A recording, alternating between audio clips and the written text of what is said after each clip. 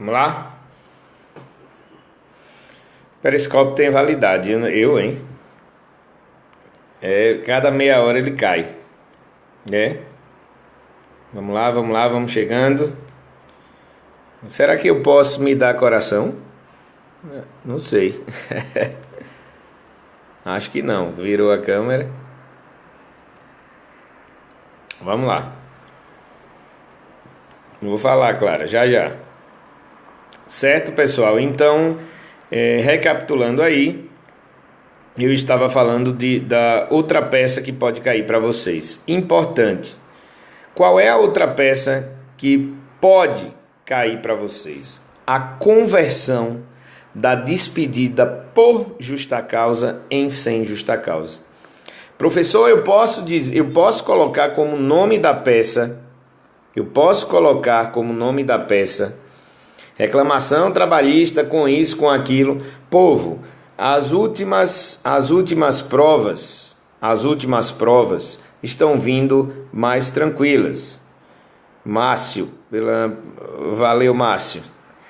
As últimas provas estão vindo tranquilas. Vem o seguinte: modelo de reclamação trabalhista. Eu também queria saber, Wendel, por que cai tanto a internet? Para mim aqui está perfeito, mas quando vai chegando em meia hora ou pouquinho mais de meia hora, o periscópio sempre cai. Eu já fico aguardando aqui porque toda vez é isso. Meia hora, 40 minutos, ele cai. Eu não sei, não consigo entender o porquê né? Eu não sei se Brasil porque a internet é ruim, né? É isso que vocês querem dizer, infelizmente. Eu acho que é isso mesmo. Não, acho que não são as mensagens, não. É porque assim em geral, seja quando você tem 1.000 assistindo, seja quando você tem 10 assistindo, é a mesma coisa, certo? Trava de todo jeito, infelizmente, tá? Vamos lá, né? Povo, é o seguinte, então, o professor Lenza ficou 50 minutos, vai ver porque a internet dele é Lenza. Pedro Lenza, um abração, grande professor de constitucional, beleza? Povo, é o seguinte, veja, quando tem uma situação dessa, rescisão, eu vou pleitear o quê? Imagine o seguinte: você se acidentou, imagine que você está indo para o trabalho, né? Dirigindo o seu carro, e aí avança o sinal vermelho. Você avançou o sinal vermelho. E aí pegou um motociclista. O motociclista caiu, se feriu. O seu empregador passou pelo local, viu que você atravessou o sinal vermelho e ao chegar na empresa, ele manda lhe chamar. Faça favor de comparecer à minha sala. Aí você sobe, né? Chegou lá na sala do diretor da empresa ou do gerente, ele diz: você está despedido por justa causa. Mas por quê? O que é que eu fiz? Se envolveu num acidente. E aqui, empregado meu não se envolve em acidente.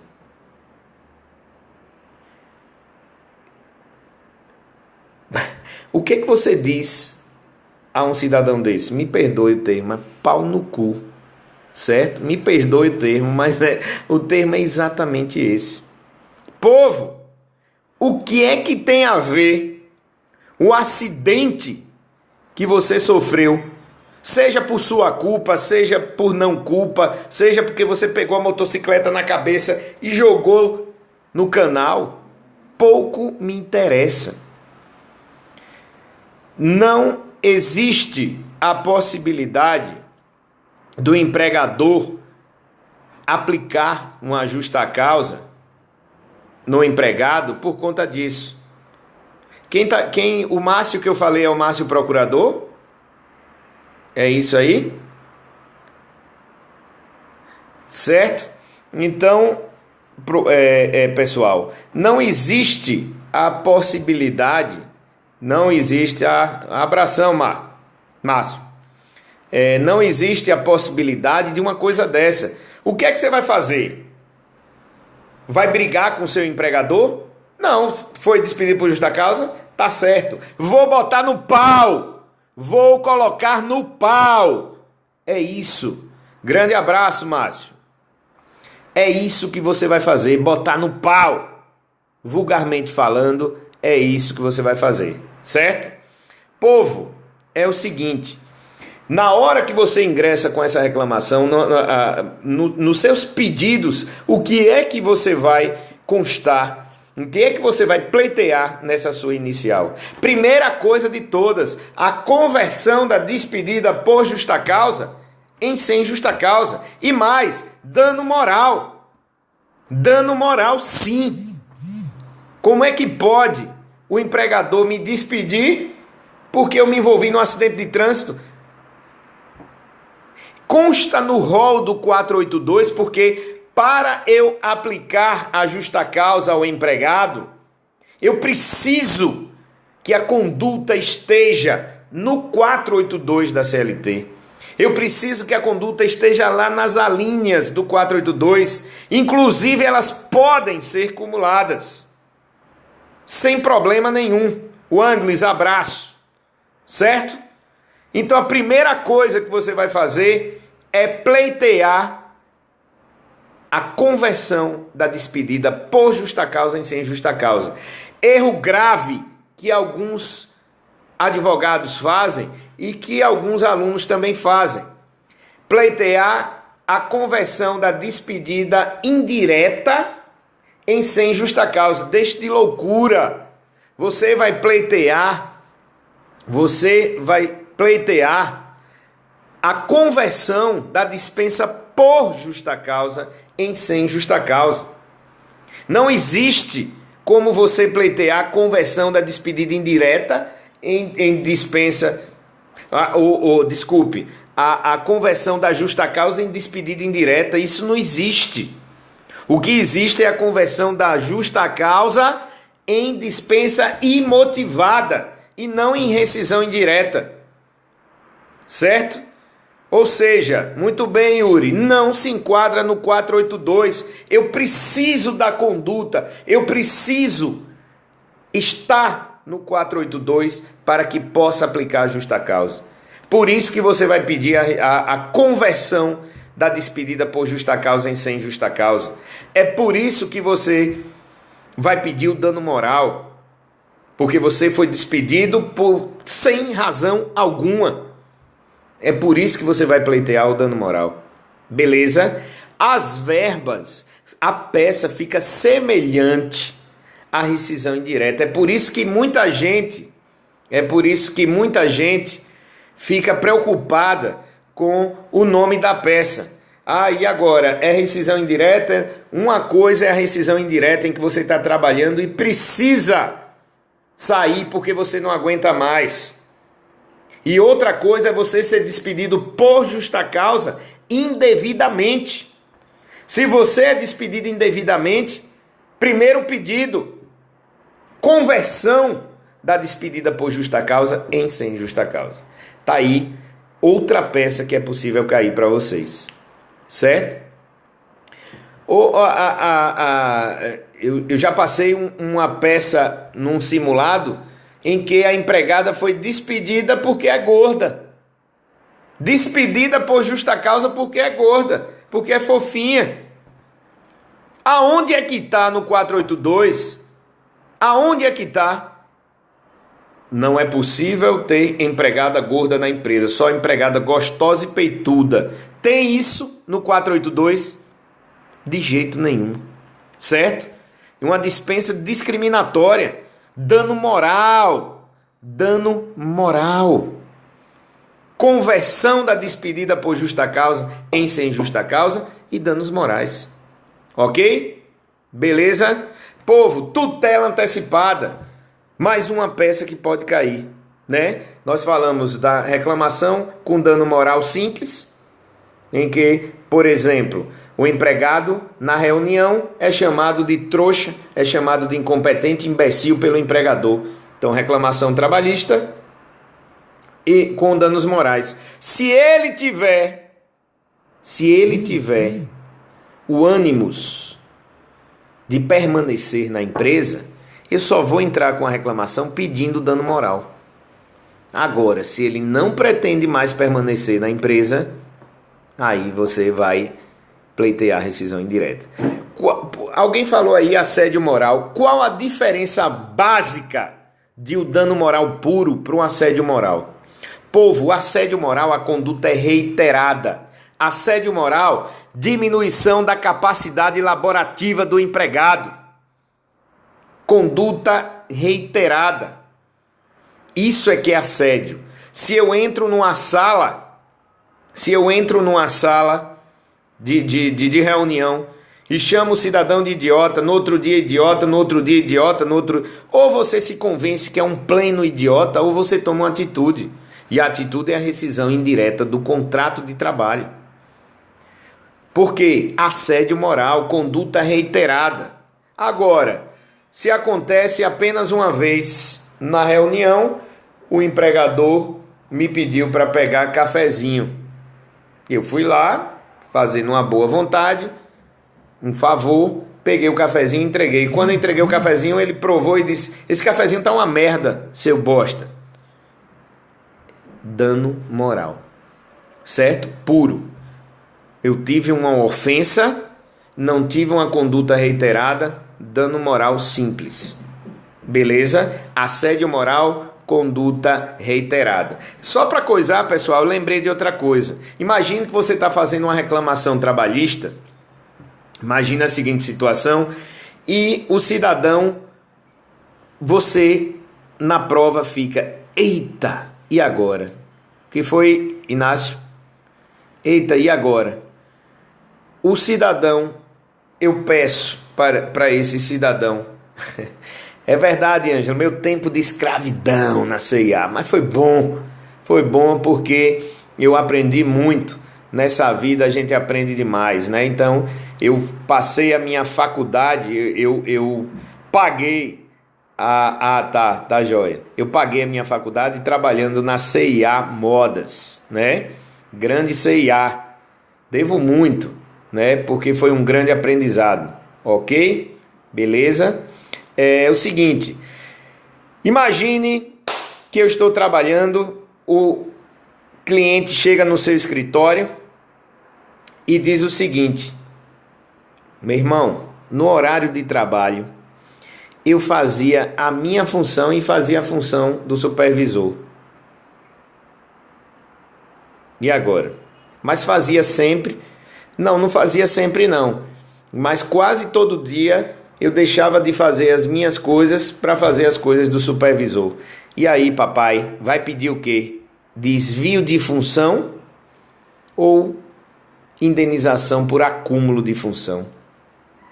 E aí? Desvio ou acúmulo de função? Certo?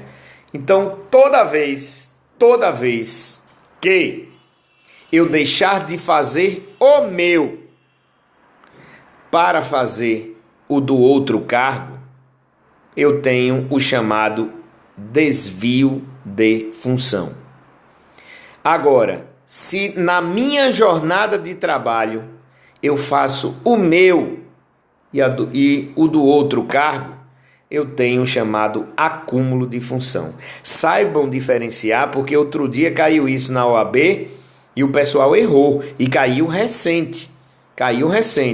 Desvio de função, na minha jornada eu faço a do outro e não faço a minha. Acúmulo de função, eu faço a minha durante a minha jornada e a do outro. Beleza? Se ligaram? Povo, algumas pessoas falaram também na questão do fato príncipe. O que é fato príncipe? Alguém sabe aí o que é que vem a ser fato príncipe? Fato príncipe, artigo 486, vou dar uma dica aí, artigo 486 da CLT. Abra aí essa peste e veja o que é fato príncipe. Então, pela conduta da administração pública, né? Através de lei, através de decreto, a administração pública. Imagine uma seguinte situação.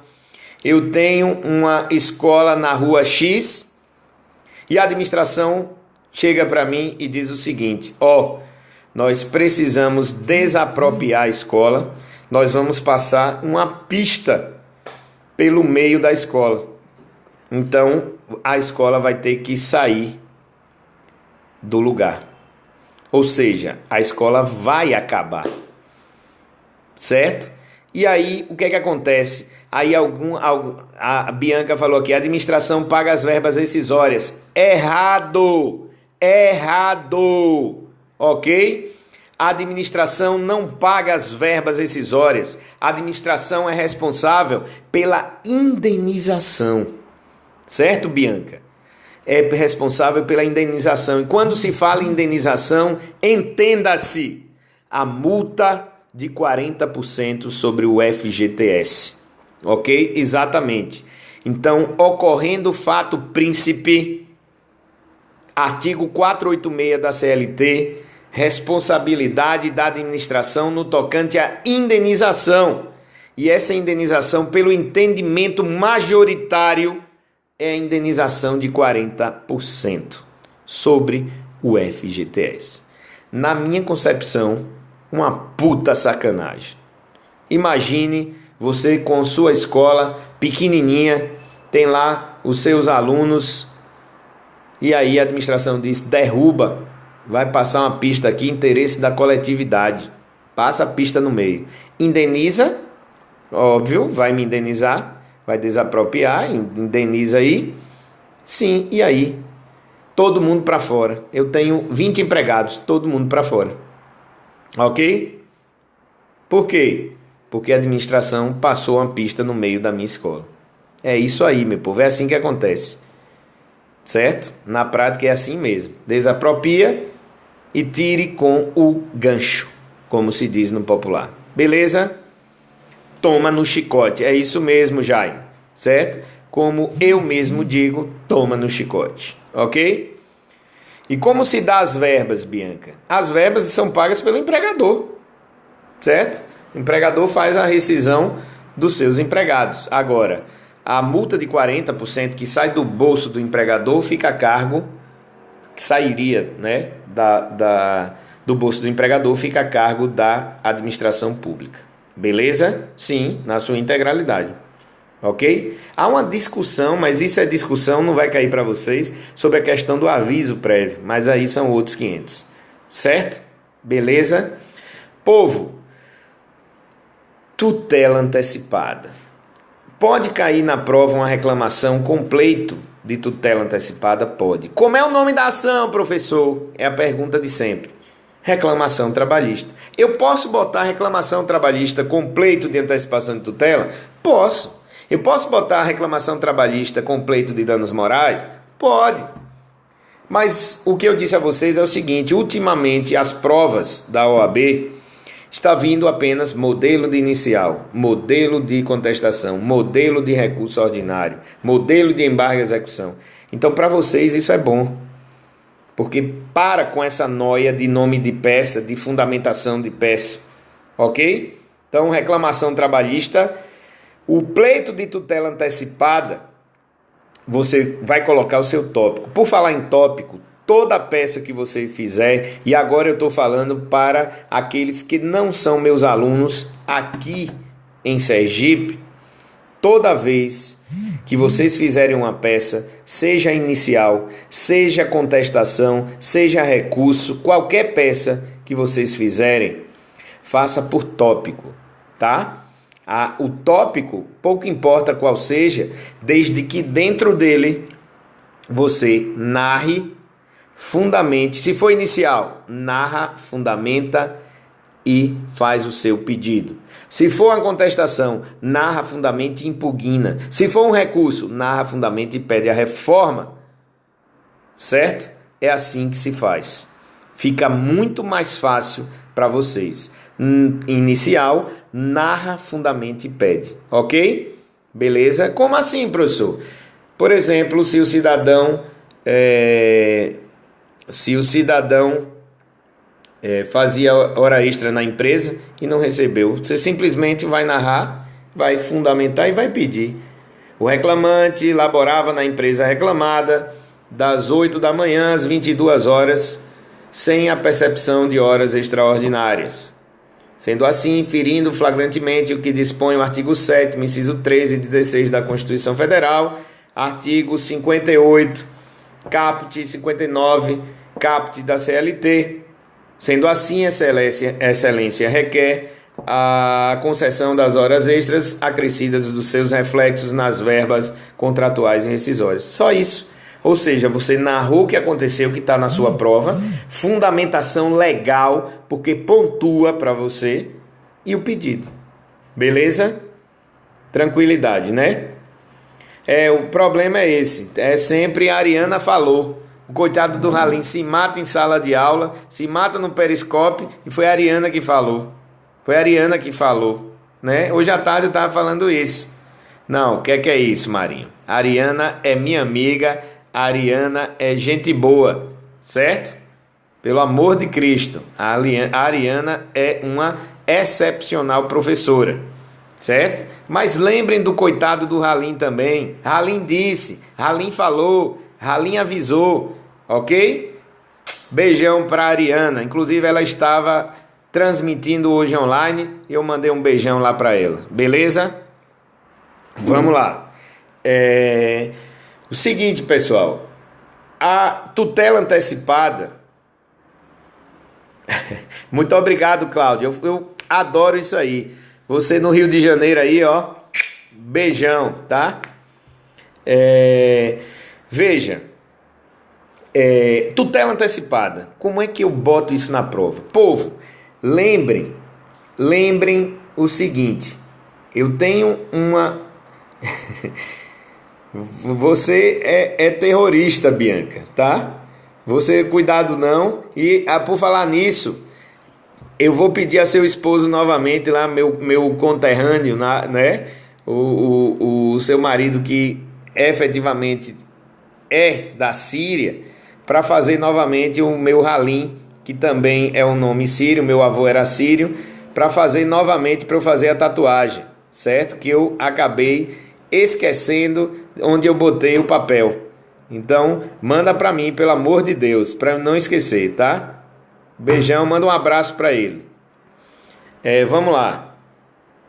Não vou fazer, Vitor, vou fazer. Manda para mim. Povo, tutela antecipada. Então, é o seguinte. A tutela antecipada, primeiro, o que pode cair na prova são as... Tá, leve mesmo, eu vou cobrar, viu? Vou cobrar mesmo. Manda ele botar também, depois eu falo com você em box, tá? Veja, as estabilidades provisórias. Quase fugiu. As estabilidades provisórias. Povo, eu tenho, toda vez que o empregado tiver uma estabilidade provisória, uma garantia no emprego, despedido de forma imotivada, eu vou ingressar com a reclamação e pleitear a tutela para reintegrar esse cidadão. Imagine um cidadão, acidente de trabalho, CIPA, o empregado eleito para a CIPA, comissão de conciliação prévia, empregado eleito para a comissão de conciliação prévia e suplentes, CIPA e suplentes, empregada gestante, esses 4 despedidos sem justa causa, tutela antecipada para reintegrar, certo? Se eles forem despedidos por justa causa, tá tudo certo. Alguns doutrinadores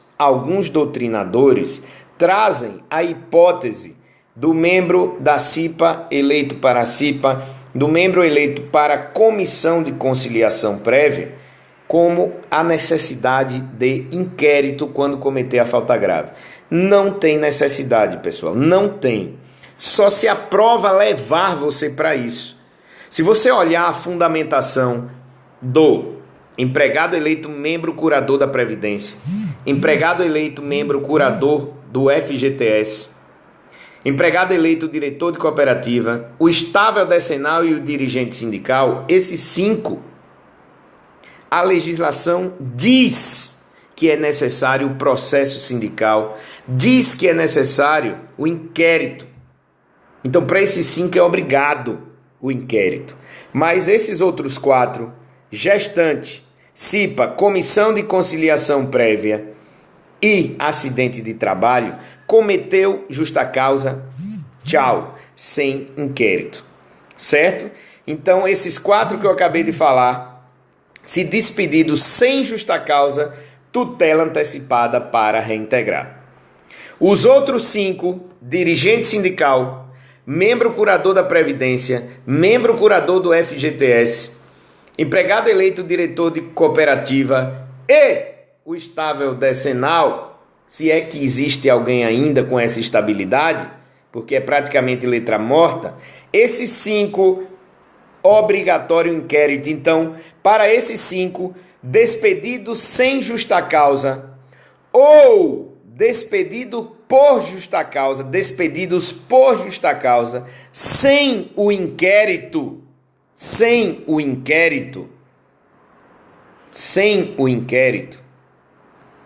tutela antecipada para reintegrar, certo? Tutela antecipada para reintegrar. Ok? Beleza? Tranquilidade? Situação. Lembre do seguinte. O dirigente sindical, na tutela antecipada do dirigente sindical e na tutela antecipada do que se fala a transferência, no que diz respeito à transferência, tutela antecipada para dirigente sindical e no caso de tutela antecipada para transferência, eu uso o 659, incisos 9 e 10 da CLT. Prestar atenção a isso. Eu posso usar o 273, professor, do CPC? Eu posso usar o 461 do CPC? Posso. Mas não pode faltar para o dirigente sindical e para os casos de transferência, o 659, o 9 e o 10. Beleza? Tranquilidade. Povo, o empregado dos Correios, o empregado em geral de empresa pública e sociedade de economia mista. Empregado de empresa pública e sociedade de economia mista, eles não têm estabilidade. De novo, empregado de empresa pública e sociedade de economia mista, inclusive o empregado dos Correios, que é uma empresa pública, não tem estabilidade. Mas o ato da dispensa desses empregados deve ser motivado. O ato da dispensa do empregado de sociedade de economia mista e empresa pública deve ser motivado. Ok? Motivação no ato. Se não houver a motivação no ato, tutela antecipada para reintegrar. Beleza? Outra coisa, portador do vírus HIV ou doença grave, doença que gere estigma, preconceito. Portador do vírus HIV ou doença que gere estigma, preconceito. Nessa situação, súmula 443 do TST, reintegração. Povo, a dispensa do empregado portador do vírus HIV ou de doença que gere preconceito ou estigma presume-se arbitrária. Portanto, tutela antecipada para reintegrar. Ok? Certo? Beleza? Na tutela antecipada, fumus boniuris, periculum in mora, verossimilhança das alegações. Certo?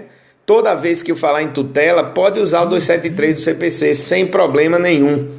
Só lembre do dirigente sindical e, no caso de transferência, de acumular o 659, inciso 9 e 10. Pelo amor de Deus. Tá? Beleza? Lembrem da lei 9.029 de 95. Exatamente, Quintiliano. A lei 9.029 de 95, que lei é essa? A lei que fala de discriminação, tá? Nessa situação aí, no caso de discriminação, eu vou lá para o artigo 4º da lei 9.029 de 95. E o artigo 4º diz o seguinte: independentemente do dano moral a que o empregado faz jus, eu, empregado, posso optar em ser readmitido ou receber as verbas da rescisão do contrato dobradas. Beleza? Então se liga aí na lei 9.029 de 95. Beleza? Povo, outra situação, eu posso pleitear tutela no caso do aprendiz, quando é despedido imotivadamente. Por quê? O aprendiz, ele não pode ser despedido sem justa causa, ok? O aprendiz, ele só pode ser despedido quando ele não se adaptar ao contrato de aprendizado, por justa causa, a pedido do aprendiz, pelo final do contrato, ao final de 2 anos, e o contrato de aprendizado é um contrato a prazo determinado de até 2 anos, ou completando a idade, ou ainda a idade até 24 anos, contrato de aprendizado dos 14 aos 24, ou ainda se a frequência escolar estiver baixa e implicar reprovação, aí ele também casca fora. Agora, sem justa causa não há condições. Então, se cair uma prova em que um aprendiz foi despedido de forma imotivada, você vai pleitear a tutela antecipada para reintegrar esse cidadão. Beleza? O deficiente, pessoal, existem as cotas para os deficientes. Toda vez que eu substituir um deficiente, toda vez que eu despedir um deficiente, eu tenho que colocar outro no lugar, certo? Se tiver dentro das cotas, tirando um deficiente da cota, eu tenho que substituir por outro empregado deficiente. Portador de necessidades especiais, né, pessoal? Deficiente, eles tratam o termo assim, mas é uma coisa feia, né? Portador de necessidades, ok? Beleza, pessoal? Tranquilidade. E ainda tem, eu posso pleitear a tutela aí, no caso, para saque do FGTS e do seguro e a liberação das guias do seguro-desemprego. Nessa situação é mais complicado porque eu não tenho fundamento em si, como os outros. Porque quando eu falo por exemplo, um estável, um empregado que tem garantia no emprego pela estabilidade provisória, eu tenho ali o fundamento. Mas a tutela no tocante a FGTS e seguro-desemprego, você tem que sentir a questão. Se a questão disser que o empregado está passando por dificuldades, o empregado até o presente momento não recebeu as verbas da rescisão, por não ter pleiteado, por não ter recebido as verbas da rescisão, eu estou em dificuldades financeiras, certo? Então aí você vai observar a questão, vai olhar e vai dizer, peraí, o cara está em dificuldades financeiras, o cara foi para o SPC, o cara está precisando de dinheiro urgente, tutela antecipada para liberação. Exatamente, Jean. Periculo in mora e fumus boniuris. Não é fumos, não, é fumus com U. Deixe de doidice, tá? Esse Jean é o seu amigo, Vitor? Ô Jean Fuleiro, Ave Maria. Beleza? Deixe ele. É fome. É igual um aluno meu, pessoal, que eu perguntei se onde é que apresenta a reclamação. Aí ele disse o seguinte: no juiz Acu. No juiz Acu. No juiz, no juiz Acu. Eu não vou dizer aqui o que é, tá? Mas pelo amor de Deus, juiz Acu, me ajude, né? Eu não vou reproduzir aqui não o que é que eu disse em sala de aula, tá? Mas foi mais ou menos isso. Manda um abraço para sua mãe, Bia Ignácio, minha conselheira estadual da OAB aqui de Sergipe. Beleza. Beleza, meu povo? Então, juiz Acu, um chicote. Juiz Acó, pessoal. Fumos. Você foi ali fumar? Fumos. Boniures. Deixe de doidice, viu, Jean? Deixe de doidice. Fumos, com U. F-U-M-U-S. Beleza? De mim mesmo não. Doutora Valmires, presente, exatamente, grande Márcio. Tá aí, manda um abraço para ela. E diga a ela que não ouça as besteiras que eu estou falando não, tá? Porque eu ainda não comecei a xingar, eu tô só de leve. Povo, então, pessoal, é o seguinte... se me deixar aqui no Periscópio, eu fico falando aqui com vocês várias noites. Ou várias horas, tá? Então é o seguinte, eu vou abrir aqui para uns questionamentos, se vocês têm alguma dúvida sobre reclamação trabalhista. A gente falou hoje de reclamação com dano moral, rescisão indireta, conversão da justa causa em sem justa causa e reclamação com tutela. Eu acho muito difícil cair uma reclamação que não esteja aí, porque é o que a gente tem para fazer, certo? Beleza? Agora, o seguinte, amanhã a gente vai falar aqui de defesa, tá? A gente vai trazer um pouquinho de defesa e eu vou ver se eu falo a segunda parte da lei de doméstica que eu fiquei devendo a vocês. Rito sumaríssimo, fala amanhã também. Ah não, fala agora, né? Foi mal. Rito sumaríssimo inicial, foi mal, Yuri. Poxa, o rito sumaríssimo, desculpe, o rito sumaríssimo, pessoal, é simples, vocês fazem tanta confusão com o rito sumaríssimo, pelo amor de Deus, vocês aí tenham noção do seguinte, ninguém vai cobrar no exame da OAB como gabarito, imagine. Aviso prévio indenizado, 39 dias, R$ 1.011,01. Vocês estão loucos. Jamais a OAB faz isso. Até porque o objetivo não é observar o seu cálculo. O objetivo não é esse. O objetivo é saber que você sabe que é preciso liquidar no rito sumaríssimo. É preciso que você liquide as verbas, ok? Então o cálculo pode ser aproximado, pessoal. É óbvio que você não vai fazer loucuras, né? O cidadão ganha R$3.000, trabalhou menos de um ano. Você sabe que tem 30 dias de aviso e, obviamente, se ele ganha 30 dias, salário do mês, aviso prévio, R$3.000. Essa noção você tem, tá? Então, o rito sumaríssimo é importantíssimo no tocante